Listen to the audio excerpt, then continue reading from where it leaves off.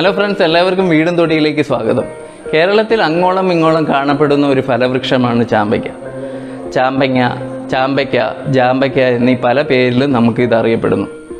ഇത് നല്ല രുചികരമായിട്ടുള്ള ഒരു ഫലവും അതേപോലെ തന്നെ നല്ല പോഷക ഗുണമുള്ള ഒരു ഫലവുമാണ്. മറ്റെല്ലാ പഴങ്ങളും കൃഷി ചെയ്യുന്നത് പോലെ തന്നെ ചാമ്പയ്ക്കും കൃത്യമായ പരിചരണ രീതികളുണ്ട്. നാടൻ ഇനങ്ങൾ കൂടാതെ തന്നെ ഇപ്പോൾ മലേഷ്യൻ ചാമ്പ, ബാങ്കോക്ക് ചാമ്പ എന്നീ വെറൈറ്റികളും നമുക്ക് വിപണിയിൽ ലഭ്യമാണ്. ചാമ്പയ്ക്കയുടെ വിശേഷങ്ങളെ പറ്റിയാണ് ഇന്നത്തെ വീഡിയോ.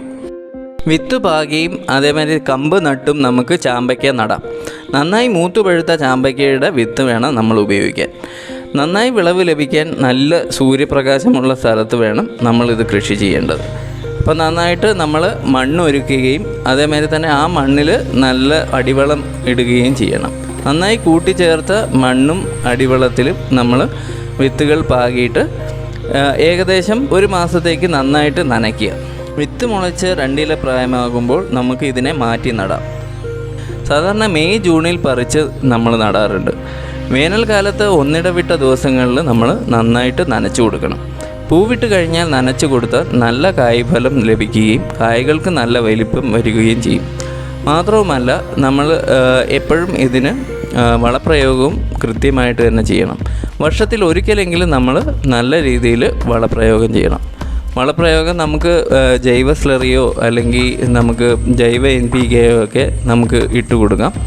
ഈ വളങ്ങളൊക്കെ ഞാൻ മുമ്പേ വീഡിയോ ചെയ്തതാണ്. നിങ്ങൾക്ക് ഇതിൻ്റെ എൻഡ് സ്ക്രീനിൽ പോയി കഴിഞ്ഞാൽ നിങ്ങൾക്ക് ഈ വളങ്ങളെ പറ്റിയുള്ള വീഡിയോ കാണാൻ പറ്റും. സ്ഥലപരിമിതി ഉള്ളവർക്ക് നമുക്ക് വലിയ വീപ്പുകളിലോ അല്ലെങ്കിൽ ഡ്രമ്മുകളിലോ നമുക്ക് മണ്ണ് നിറച്ചുകൊണ്ട് തന്നെ നമുക്ക് ചാമ്പയ്ക്ക നടാം. നല്ല രീതിയിൽ പ്രൂൺ ചെയ്യണ വഴി ഇത് നമുക്ക് മട്ടുപ്പാവിലും അതേമാതിരി തന്നെ നമ്മുടെ ഫ്ലാറ്റുകളിലൊക്കെ വെളിയിൽ നമുക്ക് ഈ ഡ്രമ്മൊക്കെ വെച്ച് അതിനെ പരിപാലിക്കാവുന്നേ ഉള്ളൂ. രാസവളങ്ങളുടെ ഉപയോഗത്തെക്കാൾ ഏറ്റവും മികച്ചതാണ് നമ്മുടെ വീട്ടിലെ ഗാർഹിക അവശിഷ്ടങ്ങൾ. പുളിച്ച കഞ്ഞിവെള്ളവും മുട്ടത്തോടും ഉള്ളിത്തൊലിയും എല്ലാം നമുക്ക് ചാമ്പച്ചെടിയുടെ ചുവട്ടിൽ ഇടുന്നത് വഴി നല്ല രീതിയിലുള്ള വളർച്ച ലഭിക്കുകയും ചെയ്യും. അതേപോലെ തന്നെ കായ്ഫലം കൂടുകയും ചെയ്യുന്നു. ഇതേപോലെ തന്നെ ഏറെ ഗുണമേന്മയുള്ള ഒരു ഗാർഹിക അവശിഷ്ടമാണ് മീനിൻ്റെ വേസ്റ്റും മീൻ കഴുകാനെടുത്ത വെള്ളമൊക്കെ. ഞാൻ ശരിയായ രീതിയിൽ ഫിഷ് അമിനോ ആസിഡ് എങ്ങനെ ചെയ്യണം എന്നൊക്കെ വീടും തൊടിയിൽ വീഡിയോ ചെയ്തിട്ടുണ്ട്. നിങ്ങൾക്ക് ഈ വീഡിയോയുടെ എൻഡ് സ്ക്രീനിൽ പോയി കഴിഞ്ഞാൽ ആ വീഡിയോ കാണാൻ പറ്റുന്നതാണ്. ചാമ്പയ്ക്കയുടെ പൂ പിടിച്ച് കിട്ടാൻ നമ്മൾക്ക് ചെറുതായിട്ട് പുക നൽകുന്നത് നല്ലതാണ്. വളരെ നേരിയ തോതിൽ മാത്രമേ നമ്മൾ പുകയ്ക്കാൻ പാടുള്ളൂ.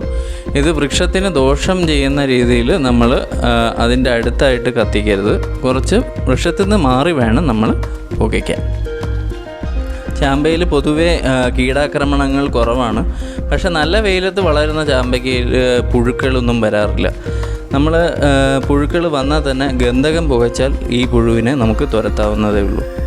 ഇതിനെ ആക്രമിക്കുന്ന ഇലതീനി പുഴുവും തണ്ടുതുരപ്പൻ പുഴുവാണ്.